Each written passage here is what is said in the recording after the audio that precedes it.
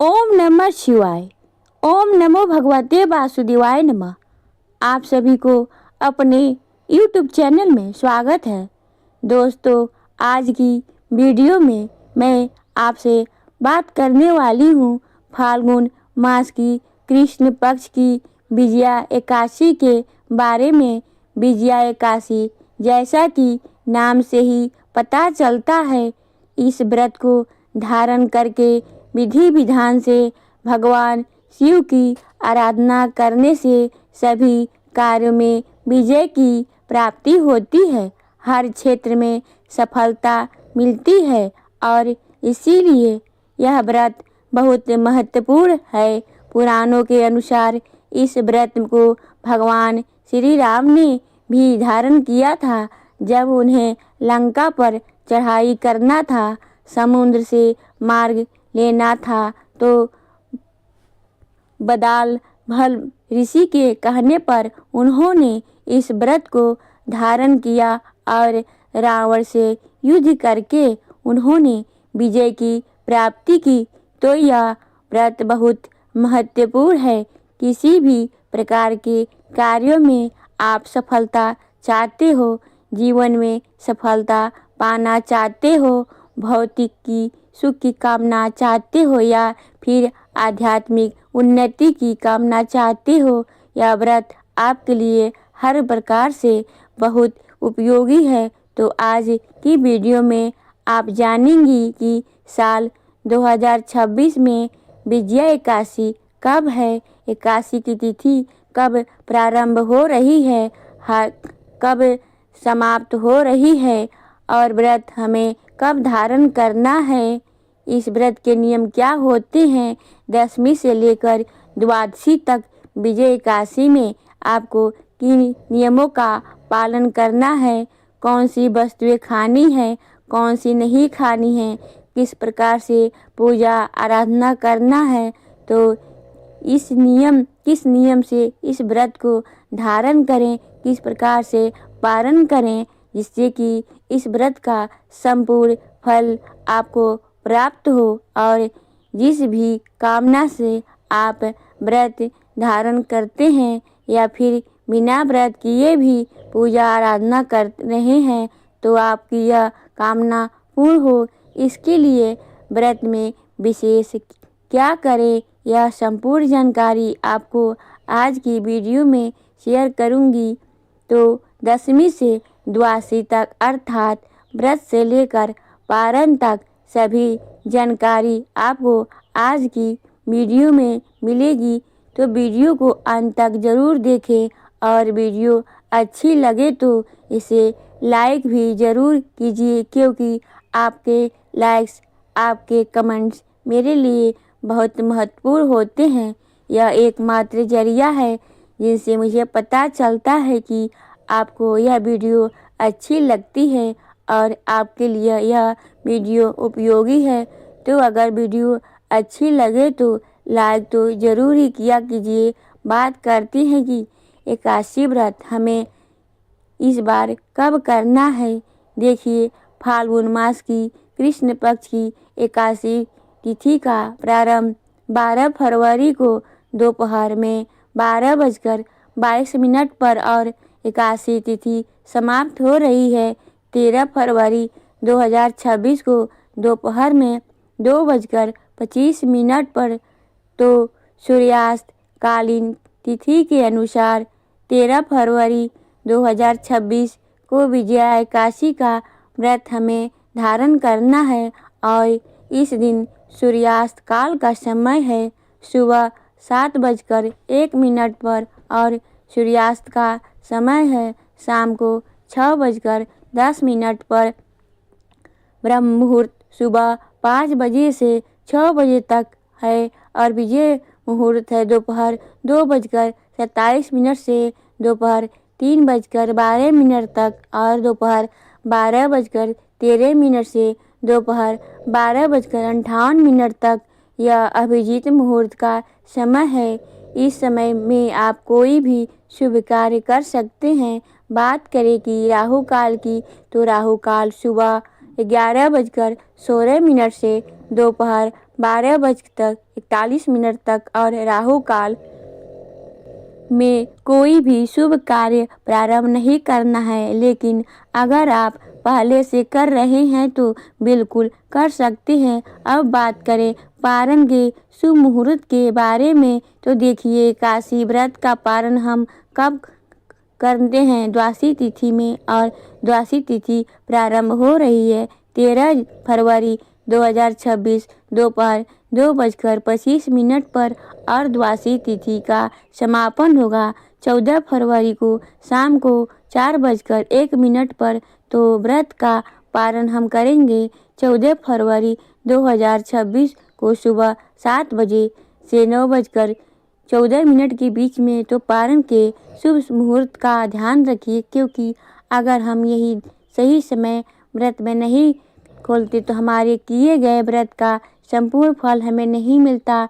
बात करें एकादशी व्रत के नियम और पूजा विधि के बारे में, तो देखिए जो भक्त एकादशी का व्रत करते हैं एक दिन पहले से ही शुद्धता का सात्विकता का ध्यान रखा जाता है। दसवीं तिथि के नियम का पालन करना होता है। दसवीं तिथि के दिन शुद्ध और सात्विक भोजन लेते हैं, ब्रह्मचर्य का पालन करते हैं और अगर संभव हो तो भूमि पर शयन कर सकते हैं। दसवीं तिथि को सूर्यास्त होने के बाद अन्न का और नमक का सेवन नहीं करना चाहिए। अगर भूख लगती है तो आप फल इत्यादि ले सकते हैं, दूध पी सकते हैं, लेकिन अनाज का सेवन नहीं करना चाहिए। अगले दिन एकादशी का व्रत करना है तो ब्रह्म मुहूर्त में उठ जाइए, उठकर नित्य कर्मों से निवृत्त हो जाइए, स्नान कर लीजिए। वैसे तो पवित्र नदी में स्नान करने का विधान है, लेकिन सबके लिए यह संभव नहीं है गंगा में जाकर स्नान करना। तो ऐसे में गंगा के जल में आप गंगा जल मिलाकर उसी से स्नान कर सकते हैं। फिर शुद्ध वस्त्र धारण करके सबसे पहले भगवान सूर्यदेव को जल दीजिए। फिर अपने घर के मंदिर में विधि विधान से भगवान श्री हरि विष्णु और माता लक्ष्मी की पूजा करना है। तो भगवान श्री हरि विष्णु के सामने शुद्ध घी का दीपक जलाकर अपने व्रत का, अपनी पूजा का संकल्प ले लीजिए कि आज आप विजया एकादशी का व्रत धारण कर रहे हैं। तो इसके लिए अपने दाहिने हाथ में आपको जल लेना है, थोड़ा सा पुष्प लेना है, चाहे तो एक सिक्का ले सकते हैं, थोड़े से सफ़ेद तिल ले सकते हैं और भगवान श्री हरि विष्णु के सामने आपको अपना नाम बोलना है, गोत्र बोलना है और जिस ध्यान पर आप रहते हैं उस स्थान का नाम बोलना है और भगवान श्री हरि विष्णु से प्रार्थना कीजिए कि आज आप व्रत धारण कर रहे हैं विजया एकादशी का। इस व्रत में जाने अनजाने कोई भूल चूक हो जाए तो भगवान श्री हरि विष्णु आपको क्षमा करें और आपका व्रत, आपकी पूजा भगवान श्री हरि विष्णु स्वीकार करें। अगर आप यह व्रत किसी भी कामना से कर रहे हैं, जैसे कि धन की प्राप्ति कामना हो, संतान प्राप्ति की कामना हो, विवाह की मनोकामना है, क्योंकि बहुत सारे भक्त हैं जो कि अपने कामना के अनुसार यह व्रत धारण करते हैं। वैसे एकादशी का व्रत हमेशा बिना किसी कामना के निष्काम भाव से भगवान श्री हरि विष्णु की कृपा प्राप्ति के लिए ही धारण करना चाहिए। इतने मात्र से भी समस्त कामनाएं पूर्ण हो जाती है। लेकिन फिर भी अगर आप कामना के अनुसार भी यह व्रत धारण करते हैं तो अपनी कामना संकल्प लेते समय भगवान श्री हरि विष्णु से अवश्य कहिए और उनसे प्रार्थना कीजिए कि अगर आपकी कामना आपके हित में हो तो शुभ हो, तो यह इस कामना को पूर्ण करें। इसके बाद आपके हाथ में जो सामग्री है भगवान श्री हरि विष्णु के चरणों में अर्पित कर दीजिए और उसके बाद विधि विधान से भगवान श्री हरि विष्णु की पूजा कीजिए, अभिषेक कीजिए पंचामृत से, फिर शुद्ध जल से। इसके बाद भगवान श्री हरि विष्णु को पीले वस्त्र अर्पित कीजिए, पीले चंदन से उनका श्रृंगार कीजिए, पीले पुष्प अर्पित कीजिए, फिर धूप दीप इत्यादि अर्पित करके विधि विधान से भगवान श्री विष्णु की पूजा कर लीजिए। संयुक्त रूप से श्री हरि विष्णु और माता लक्ष्मी की आराधना की जाती है। आज के दिन कहा जाता है कि एकादशी के दिन अगर हम श्री हरि विष्णु और माता लक्ष्मी की संयुक्त रूप से श्रद्धा भाव से विधि विधान से पूजा करते हैं तो किसी भी प्रकार की कामना हो पूर्ण हो जाती है। मात्र पूजा करने से तो अगर आप किसी भी कारणवश एकादशी व्रत नहीं करते हैं तो भी आपको आज के दिन भगवान श्री हरि विष्णु और माता लक्ष्मी की संयुक्त रूप से पूजा अवश्य करना है। सुबह भी आपको भी ठीक सुबह की पूजा विधि विधान से कर लीजिए और भोग अर्पित कीजिए, आरती कीजिए, मंत्रों का जप कीजिए। अब दिन में आपका व्रत है तो आप फलाहार कर सकते हैं, किसी भी फल का सेवन कर सकते हैं, दूध इत्यादि ले सकते हैं, फलों का रस ले सकते हैं। तो इस प्रकार से फलाहार और जलाहार के द्वारा आप एकादशी व्रत का कर सकते हैं। शाम के समय विधि विधान से भगवान श्री हरि विष्णु की पूजा कीजिए, मंत्रों का जप कीजिए। रात्रि में जागरण करना चाहिए।